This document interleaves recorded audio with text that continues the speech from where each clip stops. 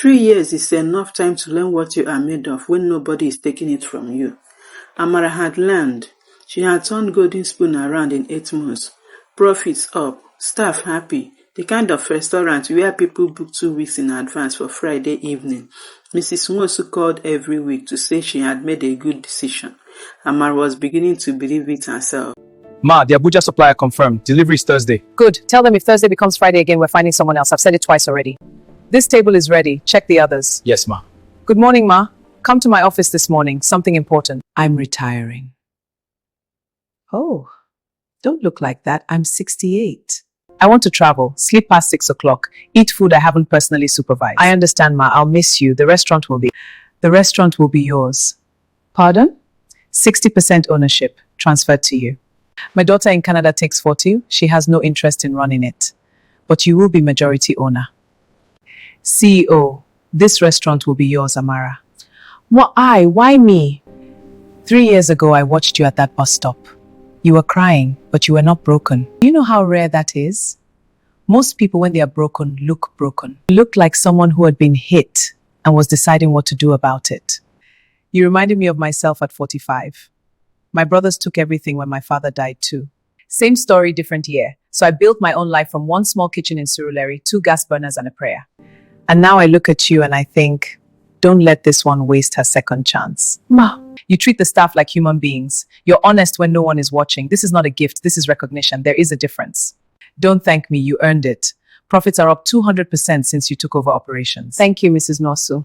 2 weeks later, the papers were signed. Amara for CEO, Golden Spoon Restaurants, majority owner. At 48 years old, for the first time in her adult life, something was completely, legally, entirely hers. Expanded fast, not recklessly, but with the focused hunger of a woman who has waited long enough and knows exactly what she is doing. Second branch in Lekki, third in Abuja, fourth in Port Harcourt, 15 branches in 5 years. Golden Spoon became the kind of name people mentioned when they talk about Nigerian women who built something real.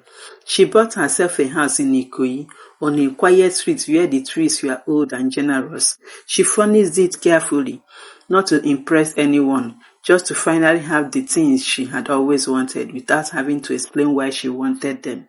She bought a car, reliable, good, hers, and she went back to school. Evening degree program. At 49, she sat in lecture halls among 20-year-olds who looked at her sideways until they saw how she walked. Then they looked at her differently. She deleted her brother's numbers without ceremony, left the family WhatsApp group on a quiet Sunday, not with anger. Anger was expensive and she had stopped paying for things she didn't need. She simply closed the door and walked forward. She had things to do. Excuse me, who's that woman? That's our owner, Mrs. Amara Okafor. His sister Amara, the one they had left with nothing, the one who received gratitude and prayers, the one they drove away from the house she had helped build. She owned this, all of it. She looked at him and looked away. In 25 years of being overlooked and undervalued, Amara had never once done it to someone else. This was the first time. It was the most devastating thing she had ever done. Things were not going well for the Okafor brothers. Tunde had lost his job at the private hospital, financial irregularities, a very quiet resignation, a wife who didn't know the full story yet. Dayo had a gambling problem he called football investment. His law firm was Amoegin Cleanse. His wife Fumi had started listening to her mother's advice, which was not in his favor. Segun had put everything into a business someone convinced him was foolproof. He had since learned that foolproof and fraud-proof are different things. They had sold Papa's house, the one they fought Amara for, the one that cost them their sister, divided the money and spent it in 2 years. It always seems like a lot when it arrives.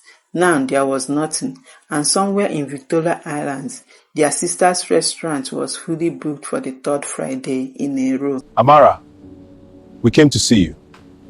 You're doing well. We're proud. What do you want, Tunde?